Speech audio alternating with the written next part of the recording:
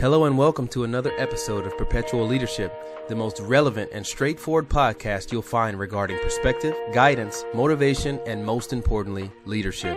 My name is Bruce Jones, a career active duty Marine with more than 15 years in service. Each and every week we will generate pertinent material and most importantly bring a robust and realistic perception on life and the pursuit of happiness, which will in turn help you transform from the person you are today to who you want to be. Fasten your seatbelts, ladies and gentlemen. The podcast starts now. Hello and welcome to another episode of Perpetual Leadership, the most relevant and straightforward podcast pertaining to leadership. I am your host, Bruce Jones, and today we will be discussing the free cheese. I'm talking about that cheese that's in the Mousetrap.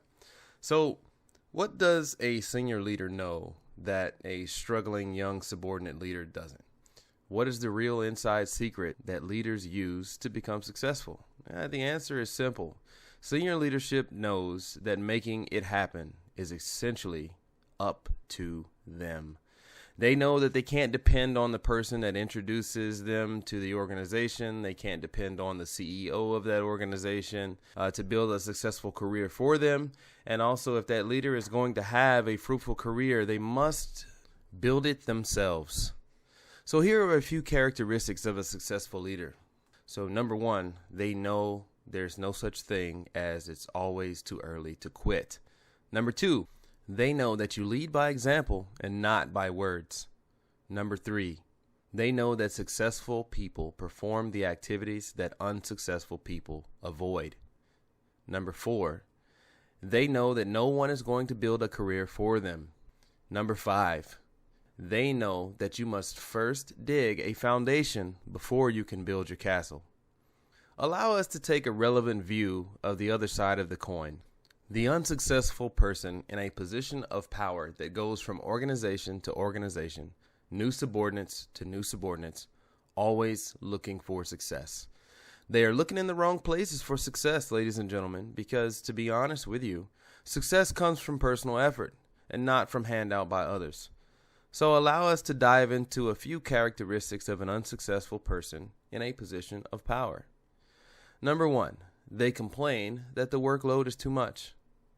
Number two, they complain that the directives governing their profession are too extensive. Number three, they complain that their immediate supervisors have done nothing for them, yet, and still, they've done nothing for themselves. Number four, they complain they have no support from the organization of which they are employed, so they're never happy and constantly looking for a job where someone else is going to do all the work for them. Now, I would like to share a short story with you. It's a non-leadership story by Jim Clemmer titled, "If It's Going to Be, It's Up to Me, Taking Responsibility for Choices in Our Lives."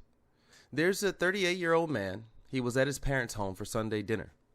He sadly turned the discussion to his many problems. He whimpered to his parents, "I've just left my third failed marriage. I can't hold on to my job. I'm in debt up to my ears, and I will have to declare personal bankruptcy. Where did I go wrong?" When things go wrong, it's easy to blame others. Blaming others for our difficulties is the easy way out. That's why it's so popular. Turn on any daytime talk show and you'll find endless examples of people blaming everybody else and everything for the way their lives have turned out.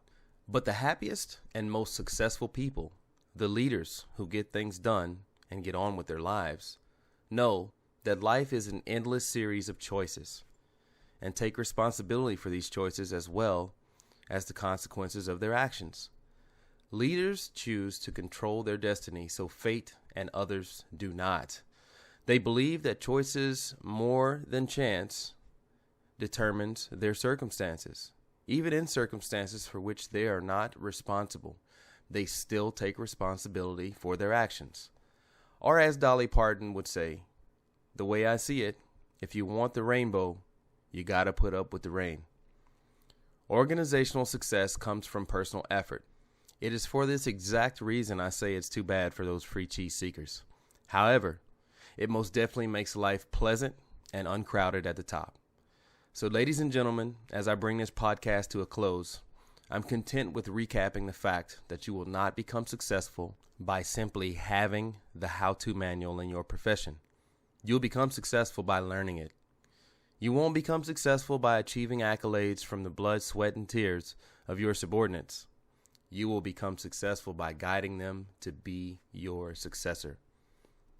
Although sometimes certain situations and circumstances can appear as if you've attained success and that you have the cheese, I'm going to be honest with you, ladies and gentlemen, they are simply occasions of temporary victories. True success in the arena of leadership is only maintained when you live by the laws that govern it. Success won't stay around if you're not doing the necessary actions required to maintain it, and the cheese will disappear before you ever have the chance to savor it. So with that said, ladies and gentlemen, I want to thank you for your time. Thank you all for listening in on what I felt is a segue into more podcasts and hopefully very soon guest appearances in the very near future.